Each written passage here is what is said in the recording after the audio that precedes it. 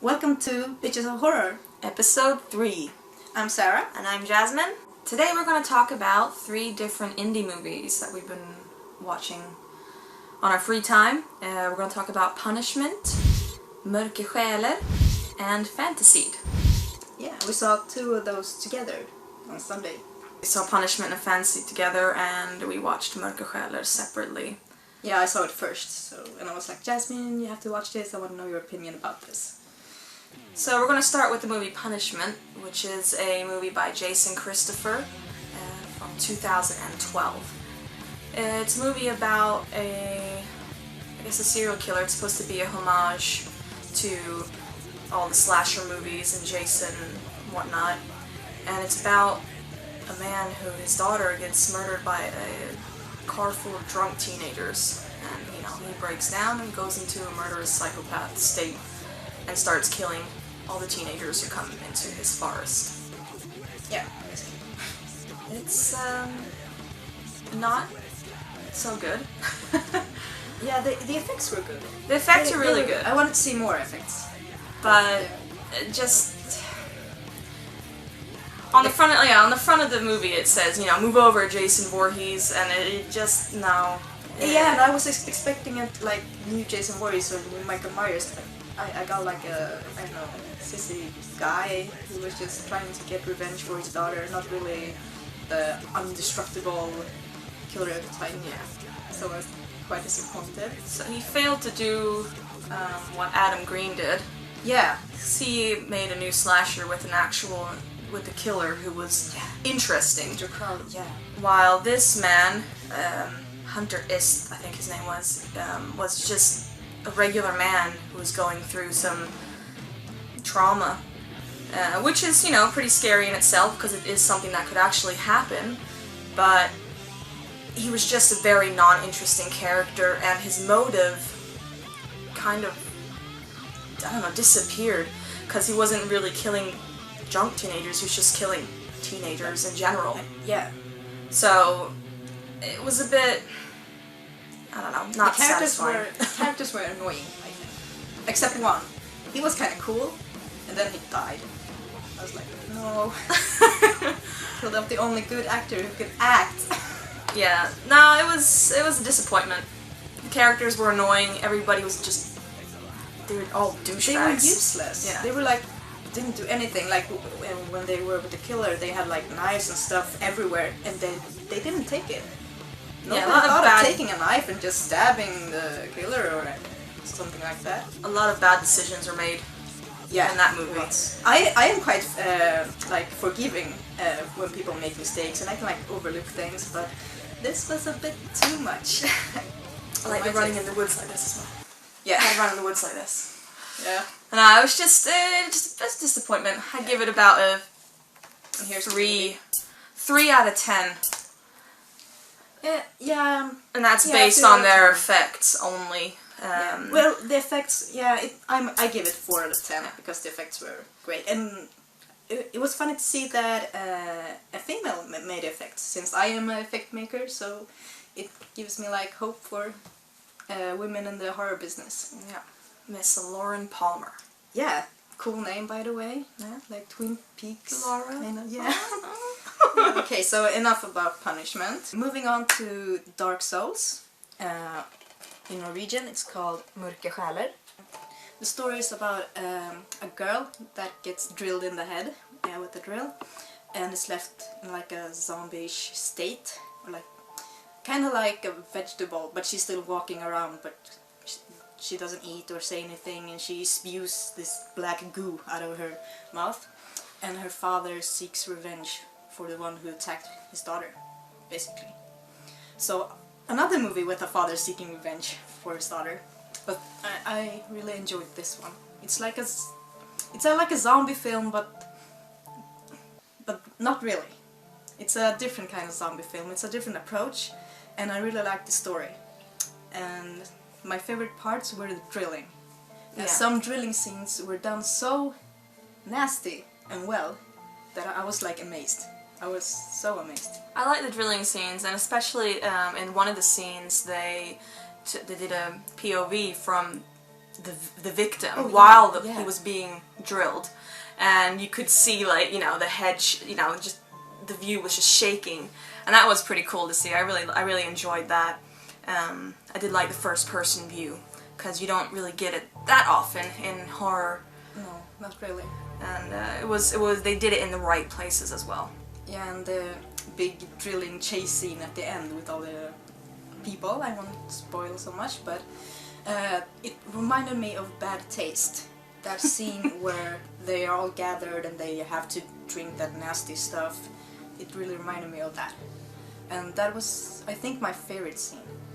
Yeah, it was cool. It was really different. I thought it was a little bit too long and it was a bit tedious at points, but it was interesting enough to keep me wanting to watch and know what's going on. And even though you kind of still don't know what's really going on, it had an interesting story and a kind of ending that you didn't really expect. No. Which was awesome. Take on things. I like that. Yeah. And the black goo, that was great. And usually I think that Norwegian just sounds like a joke, because everyone sounds so happy and, Swedish cook. And I'm Norwegian, by the way. But in this movie, I actually, it was the first time I thought, oh, they're actually, they don't sound like a joke. And I don't have anything against Norwegian people or Norwegian language. I like it because it sounds so happy all the time. But in this, you could actually hear people, feeling terrible, which was a nice change to it. Yeah. So I enjoyed it. It was an interesting take on. I liked the ending. The ending was good. Yeah. The story was good. I give it an 8 out of 10.